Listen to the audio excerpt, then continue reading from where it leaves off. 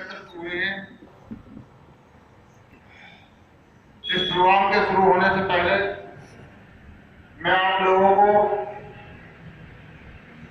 बताना चाहता हूं और आप लोगों से बताना चाहता हूं कि हमारे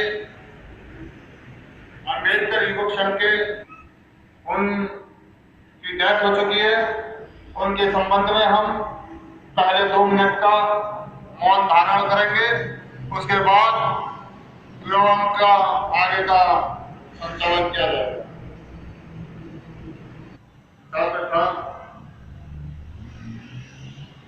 बताना चाहता हूं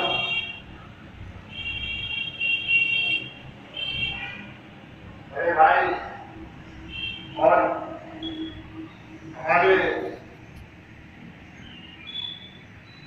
कंधे से कंधा मिलाकर चलने वाले श्री भाई जी को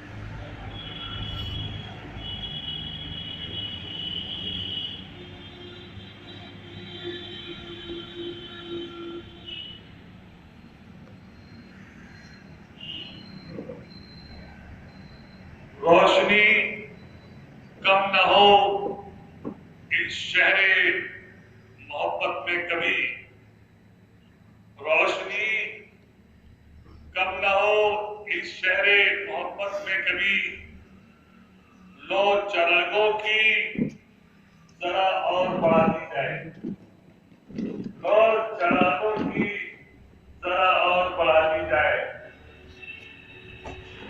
आज के इस गणतंत्र दिवस की अध्यक्षता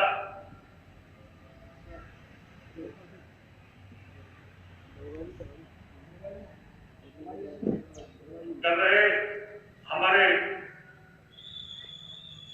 सेवानिवृत्त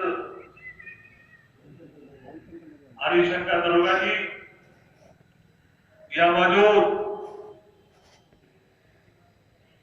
सिपाहियों, मेरे बुजुर्गों, साथियों और कुशल संचालन कर रहे हमारे डॉक्टर साहब, आप सब पर खुदा की सलामती हो, आप सबको मेरा जय हिंद। आज हम हिंदुस्तान का, अपने मुल्क का गणतंत्र दिवस मना रहे हैं। सन 1930 में जवाहरलाल नेहरू की अध्यक्षता में इस बात का प्रण लिया गया था कि जब हम आजाद होंगे तो हिंदुस्तान पे गणतंत्र दिवस देश बनाएंगे। 1949 26 जनवरी को हमारे संविधान गरीबों करोड़ों लोगों के मसीहा डॉक्टर अंबेडकर द्वारा रचित हिंदुस्तान के संविधान को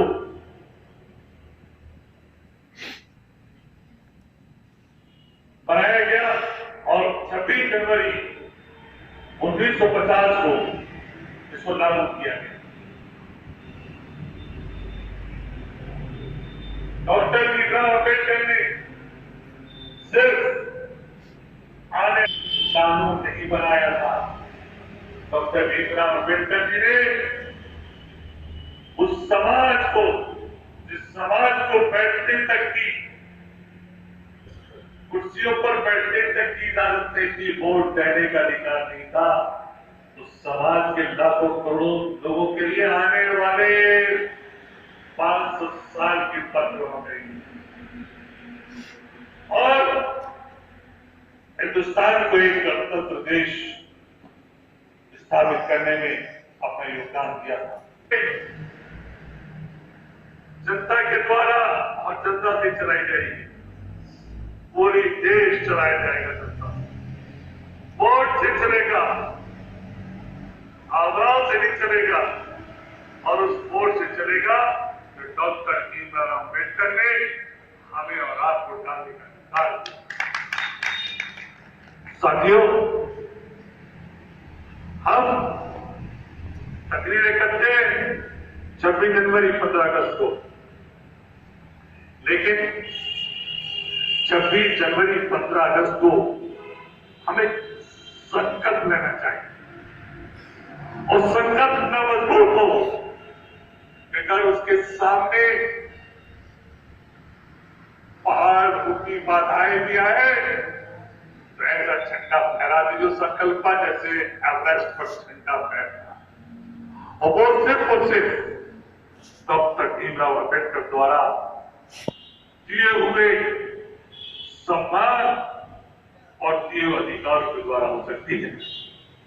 साथियों,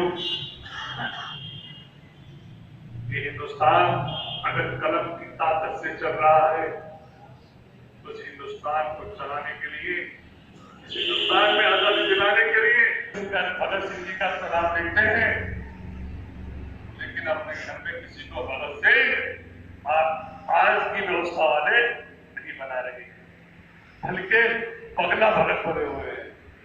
मेरे साथियों, मेरे भाइयों, इस हिंदुस्तान को आजाद कराने के लिए लोगों ने अगर फांसी के फंदे पर चढ़े हैं, जब वक्त आया है तो भी चलाइए और गोली भी चलाइए, यानी लोहे का इस्तेमाल किया है और आज भी लोहे का इस्तेमाल करते हैं। लोहे का प्रयोग जरूरी है। लोहा क्या है? आज लोहा है छोटी सी सुई, इस सुई को इस्तेमाल करना है, टूटे हुए लोगों को जोड़ना है, धागे से लोहे धागे से आजादी के बाद जो हमारे पास है इसे हमें जोड़ना है, टूटे हुए लोगों को जोड़ना है।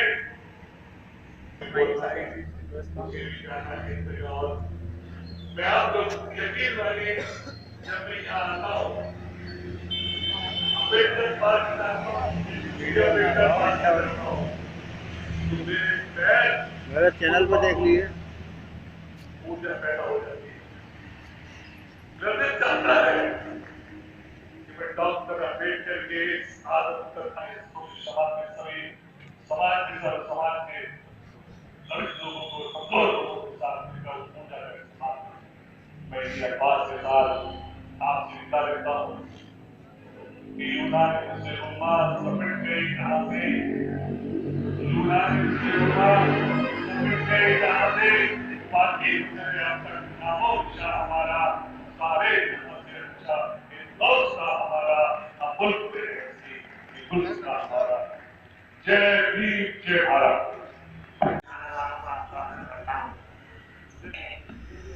आज 26 जनवरी है, यह गणतंत्र के रूप में हम मनाते हैं और सभी से हमारी अपील है कि इस संगठन को बनाए रखने में अपना सहयोग दें और सभी कामों से आने का कष्ट करें।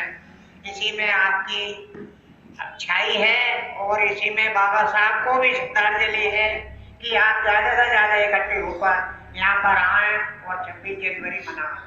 जय भीम, जय भारत। महात्मा जी कहते हैं 72 रुपए किलो,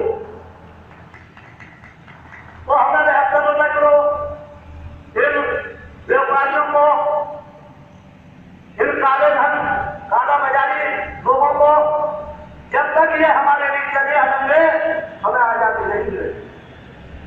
अब मनुवादियों की सरकार है, रेल बेच दी, हवाई जहाज बेच दिया, जिन्हें क्या क्या बेच दिया। जब तक हम इन मनुवादियों से नहीं टकराएंगे तब तक हमें आजादी नहीं मिलेगी।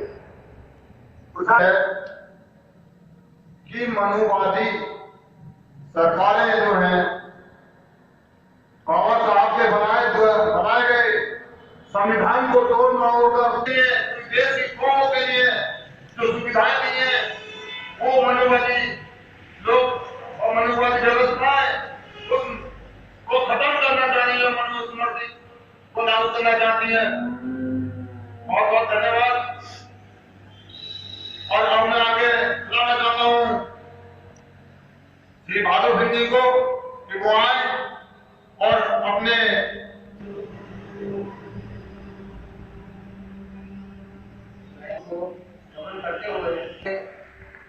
समारोह श्रद्धेय हरिशंकर जी,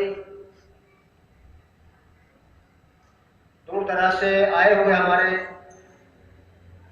सभी बाबा साहब के अनुयायी, मेरा सभी को क्रांतिकारी जय हो।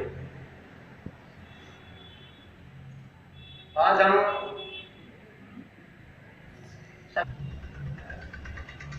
सबसे पहले हमें आज़ादी अंग्रेजों से मिली। अंग्रेजों से आज़ाद होने के बाद हमें दूसरी आज़ादी संविधान बनने के बाद मिली। लेकिन जो वास्तविक आज़ादी हमें मिलनी है वो हम सभी को राजनीतिक सत्ता हासिल करने के बाद ही मिल सकती है। राजनीतिक सत्ता है, बच्चों की पढ़ाई पर कोई ध्यान नहीं देता है। अगर हम इन चीज़ों को नहीं छोड़ पाएंगे और बच्चों को अच्छी शिक्षा नहीं दे पाएंगे तो हम राजनीतिक सत्ता भी हासिल नहीं कर सकते। तो मेरा सभी साथियों से अनुरोध है कि पाखंडवाद को से दूर रहें, नशीली चीजों से दूर रहें।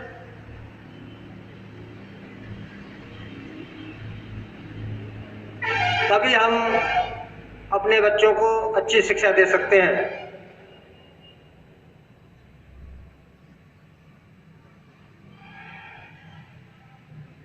बाबा साहब ने इस संविधान को बनाने के लिए 2 साल 11 महीने 18 दिन लगाए। हम अपना समय जरा सा भी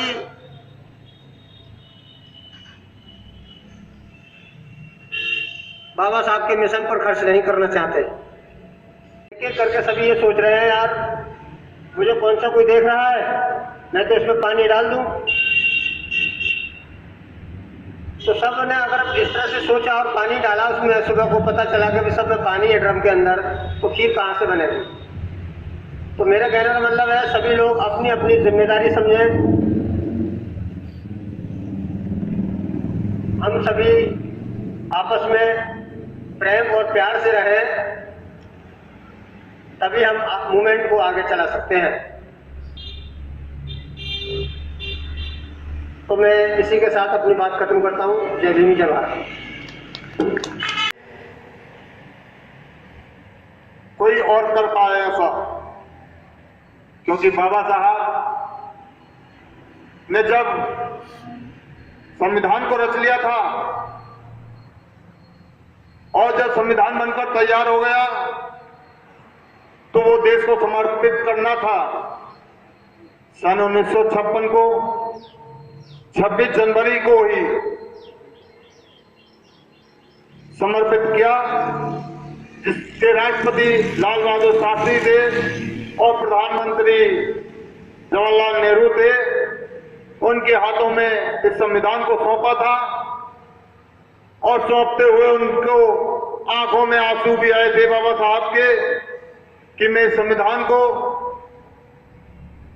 हाथ में इनके सौंप तो रहा हूं, लेकिन ये लोग जरूर आगे चल करके संविधान के साथ खिलवाड़ करेंगे। और मुझे अपने जो मेरे समाज के पढ़े लिखे व्यक्ति हैं, मुझे उनसे ज्यादा डर लगता है, पढ़े लिखे लोगों से ज्यादा डर लगता है, क्योंकि ये पढ़े लिखे लोग ही सबसे ज्यादा मनुस्मृति में घुस जाएंगे। आप अगर किसी अनपढ़ को बताएंगे तो मान जाएगा और पढ़े लिखों को बताओगे तो बड़ा मुश्किल होता है और उनका विरोध भी करता है, जो बाबा साहब की बदौलत है।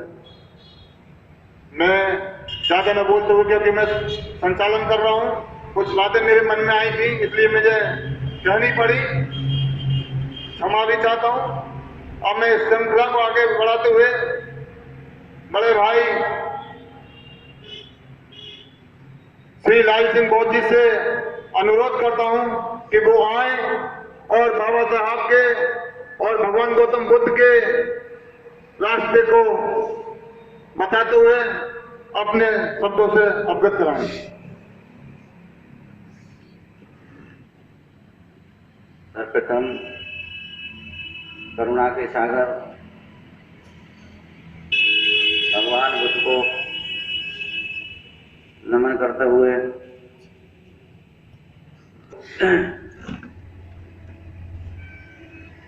व्यवस्था के रचयिता की गणतंत्र समारोह की मीटिंग की अध्यक्षता कर रहे हमारे दरोगा जी हरिशंकर जी और हमारे बीच में हमारे दोस्त बच्चे बुजुर्ग सभी को मेरा जय हिंद। उनका नाम लूंगा तो बहुत देर लगेगी।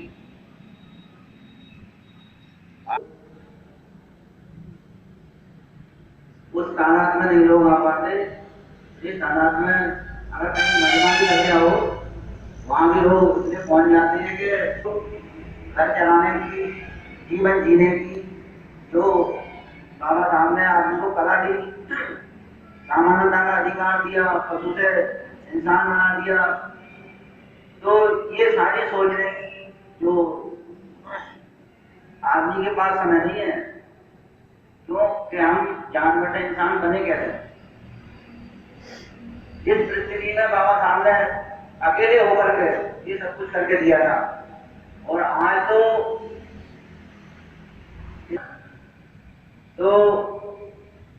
जो लोग हमारे समाज के या संविधान के साथ छेड़छाड़ कर रहे हैं उनकी कोई हिम्मत नहीं है कि जो किसी प्रकार से हमारे लोगों का हनन करे या संविधान के साथ छेड़छाड़ करे।